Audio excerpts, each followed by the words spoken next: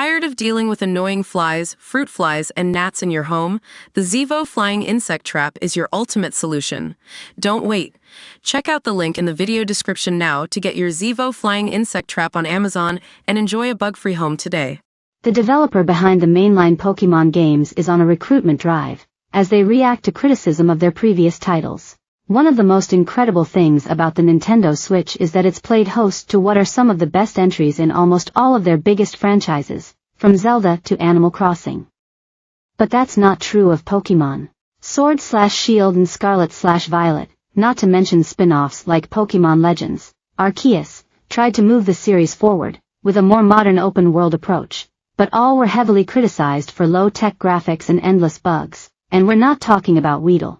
Game Freak has long been criticized for its low-tech approach and relentless schedule of new releases, not least because it's such a small company, working on such a massive franchise, but that looks like it's finally about to change. According to current info, Game Freak has only 207 employees in Tokyo, which seems incredibly small given they often have multiple games on the go at once, not to mention overseeing the creation of new Pokémon designs and other non-developmental roles. For comparison, Sony studios such as Insomniac Games and Naughty Dog have more than 400 staff, as does Bethesda Game Studios. Part of the reason these Western studios have so many people is the additional work needed to create games for the more technically advanced Xbox Series X/S and PlayStation 5.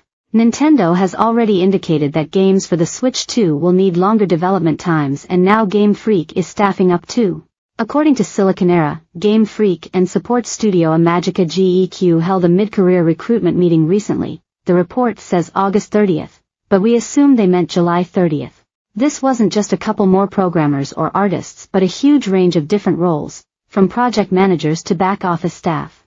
Some of them are contract roles, but a selection of the most interesting positions includes character modeler, 2D art designer, game programmer, communication system, information systems, Windows infrastructure engineer, and several are deprogrammer roles, from graphics to battle systems.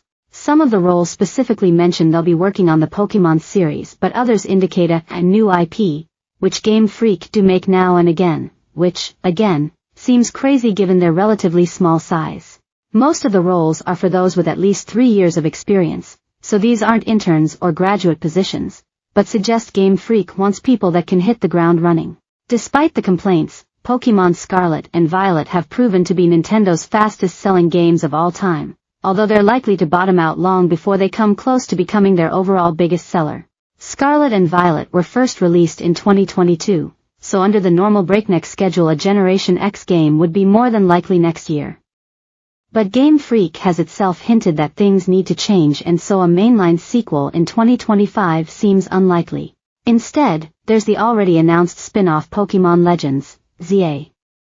That doesn't preclude a Gen X game though, as, crazily, Pokémon Legends, Arceus and Scarlet/Violet were both released in the same year. Email gamecentral@metro.co.uk, leave a comment below, follow us on Twitter, and sign up to our newsletter.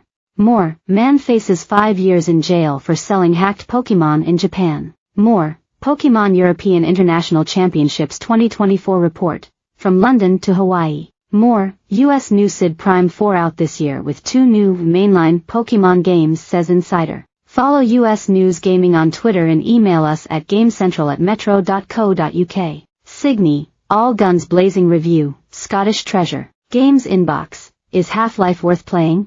Sony paid too much for Bungie, admit developers as Destiny 2 sales fall short. World of Goo 2 review, fluid sequel. To submit inbox letters and readers features more easily, without the need to send an email, just use our Submit Stuff page here. For more stories like this, check our gaming page.